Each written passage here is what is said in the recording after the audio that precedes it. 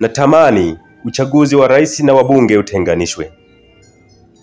Niliwahi kuandika kuwa hata kama hukubaliani na mtu ama watu ama kundi fulani, haimaanishi kuwa hakuna lolote unaloweza kujifunza toka kwao.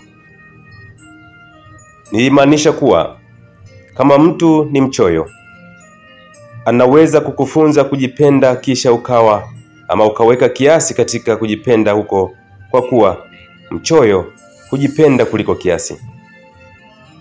Na hili laweza kuwa katika nyanja zote, ikiwa ni pamoja na siasa. Nimekuwa nikiwaza mara kwa mara juu ya sababu ya kuwa tulivyo, hasa kwa siasa tulizo nazo.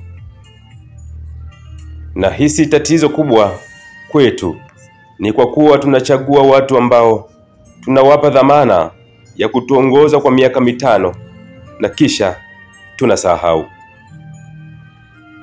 Kwa bahati mbaya, hakuna mwaka ama muhula ambao rais ametoka katika chama ambacho kina wabunge wengi.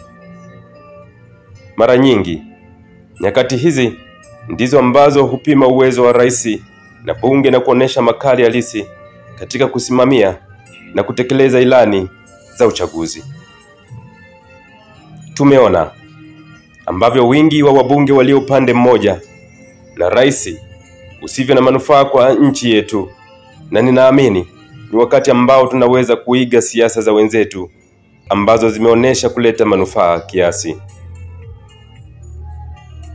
Kama kuna mwenye shida na kuiga siasa za nje, nikumbushe tu kuwa hata hizi tulizo nazo tusizozimudu na zisizoonesha tija kwa wananchi wetu ni za kuiga, na kama kuna linaloweza kuleta maendeleo, hakuna ubaya wa kulifuata.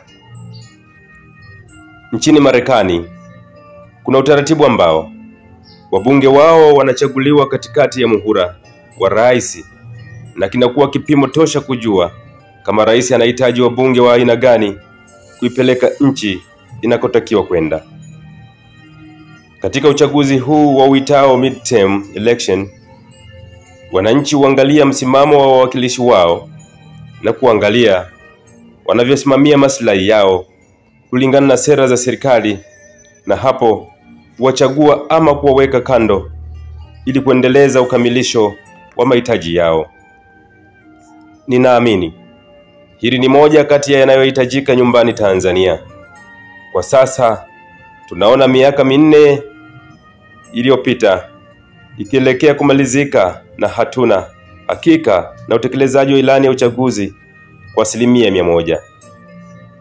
Labda ukamilishaji ama utekelezaji huo unazuiwa na baadhi ya wabunge ambao wanapinga baadhi ya mambo, ama unazorotesha na baadhi ya wabunge ambao wakishaingia madarakani wanalipa miaka kama 3 ya kula shushu kabla ya kufufuka mwaka wa 4 na kuzibuka ule wa 5 tayari kututimulia vumbi, wakidai wanatengeneza barabara, kuweka oda za kanga, vitenge na t-shirt tayari kuwapumbaza wananchi kuwachagua tena.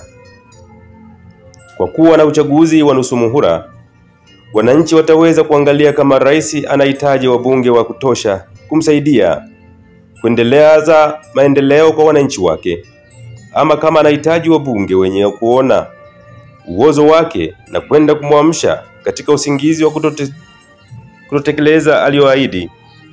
Gharama za kutenganisha chaguzi haziwezi kuwa kubwa kuliko gharama za kutotekeleza lolote lililoahidiwa na wabunge kwa wananchi, na pia kutoshughulikia mambo mengi ambayo yanaweza kuwawezesha wananchi kujishughulisha na mambo ambayo yanaweza kuwasaidia wananchi kujiendeshea maisha yao bila kutegemea msaada wa serikali.